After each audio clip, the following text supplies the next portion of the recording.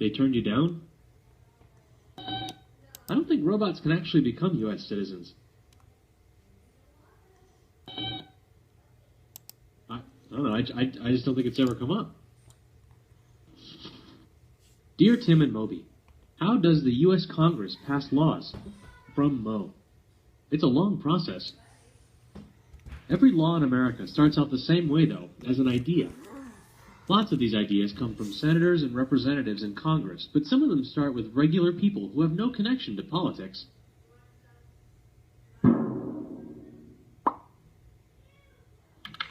These people write to their local representative or senator explaining their idea.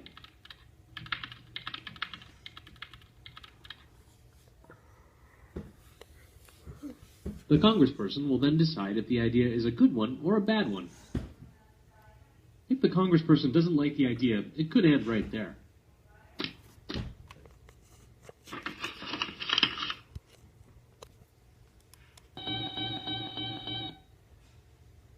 Or, if they like the idea, they may decide to sponsor it.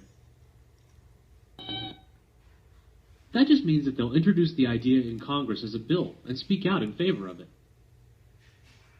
A bill is a document that explains how such a law would work. Bills can be introduced in either the Senate or the House of Representatives. For a bill to become a law, it must first pass through a committee. Committees are groups of congressmen and women who specialize in certain types of laws. The committee discusses the bill and votes on it, yea for yes and nay for no. If approved, the bill is then sent to a full House of Congress. The full House then discusses, debates, and votes on the bill. If more than half of the congresspersons vote in favor of the bill, it'll pass on to the other House. That means that in the House of Representatives, with 435 members, 218 of them have to vote yea. If the bill begins in the Senate, with 100 members, 51 of them must vote yea. If a bill doesn't pass this first vote, it's often thrown out for good. But lots of times it'll be sent back to the committee it came from to see if they can fix it. That's right, there are tons of opportunities for a bill to be thrown out before it ever becomes a law. So, once a bill passes the vote in one House of Congress, it goes to the other one for the same process: committee, discussion, debate, and vote. If the bill passes both the House and the Senate, it goes to the President. The President can decide to either sign the bill, at which point it becomes a law, or if he doesn't like the bill, the President can veto it. Once the bill is vetoed, it goes back to Congress. Each House of Congress can then decide whether it wants to change the bill, abandon the bill, or override the President's veto. If 2/3 of each House votes to override, the bill becomes law, despite the President's veto. In the House of Representatives, that means 290 votes out of 435.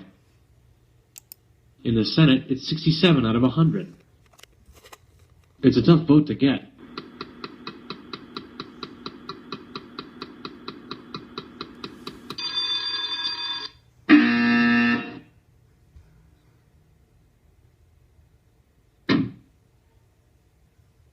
Hey Moby, don't feel so bad. Each year Congress looks at thousands of bills and only approves a few of them. Well, it does seem complicated, and it is.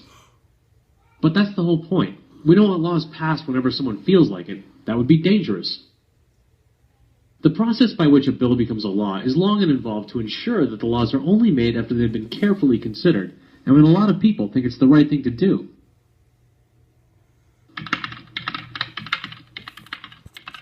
What are you working on now?